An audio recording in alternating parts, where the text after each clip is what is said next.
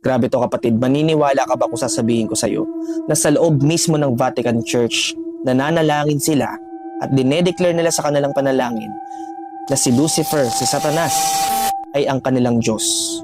Hindi po ito paninira, kayo na lamang po ang mga suga at panoorin po natin sama-sama. So expose po natin ang bagay na ito.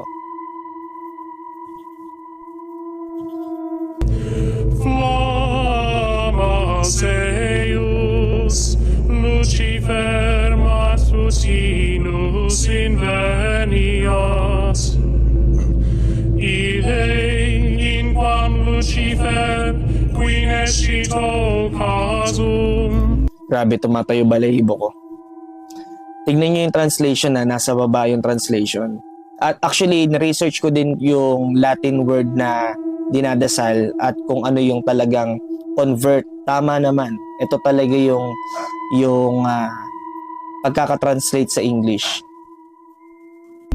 Christus filius tuus, qui regressus ab inferis, humano generis elenos ilusit, et tecum vivit et regnat in saecula saeculorum.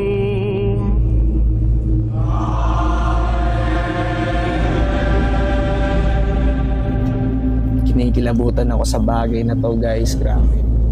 So makikita nyo po doon, dinedeclare nila na si Lucifer ay anak niya, si Jesus Christ. Sinabi pong ganon. So, mas malala po ito sa Mormons, no? Kasi yung Mormons, ang paniniwala nila, si Lucifer, si Satan, at si Jesus ay magkapatid.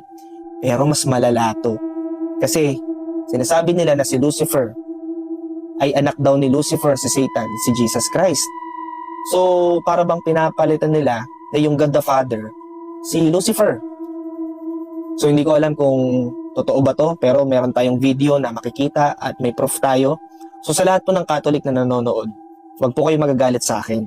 Kayo po yung magpaliwanag ng bagay na to. Kung hindi ito totoo, i-explain nyo po ito. Tatandaan po natin, no, sinabi po ng 2 Corinthians chapter 11 verse 14, at hindi naman iyan nakakapagtaka. Dahil maging si Satanas ay nagkukunwaring anghel ng Diyos na nagbibigay liwanag. So makikita natin, no, si Satan is deceiving talaga.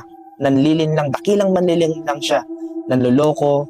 He is the father of all lies. Sinabi po ng John chapter 8 verse 44, ang diablo ang inyong ama at kung ano ang gusto niya, iyon ang ginagawa ninyo. Siya ay mamamatay tao mula pa sa simula at ayaw niya ng katotohanan dahil walang katotohanan sa kanya. Likas sa kanya ang pagsisinungaling dahil sinungaling siya at siya ang pinagmumulan ng lahat ng kasinungalingan. You know what? Isa sa mga strategy ni Satan is manlinlang. Pag sinabi po nating panlilinlang, deceiving, ibig sabihin po nito, pinagmumukha niyang tama yung mali. Kumbaga yung mga maling bagay o yung mga kakultuhan, yung mga kasinungalingan, nagmumukhang yun yung tama. Okay, alam ko medyo offended to, lalo na sa mga Katolikong kapatid nating Filipino. Pero bago po mauna yung inyong emosyon, lawakan po ninyo yung inyong isip. Huwag po kayong magalit sa akin kasi ako nagpapahayag lamang po ako ng napanood ko at may basis naman po, hindi po ito paninira. So gusto ko lamang mabulat yung inyong kaisipan at dalangin ko hindi po binubulag ni Satanas yung inyong mga isip. Kasi alam nyo, sa totoo lang, pwede pong bulagin ni Satanas yung ating mga isip.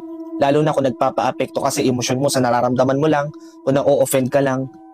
Sabi po ng Biblia sa 2 Corinthians chapter 4 verse 3 to 5, ngunit kung may mga hindi nakakaintindi sa magandang balita na aming ipinapahayag, ito ay ang mga taong napapahamak.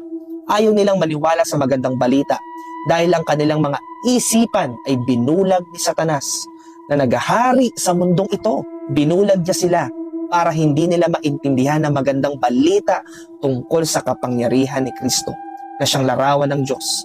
Hindi namin ipinapangaral ang aming mga sarili kundi si Jesucristo na siyang Panginoon. Naglilingkod kami sa inyo dahil kay Jesus. And yes, so I say, yan din po yung aking ipinapahayag mga kapatid. Huwag po kayong magalit sa akin. Pinapahayag ko lamang yung salita po ng ating Panginoong Jesus.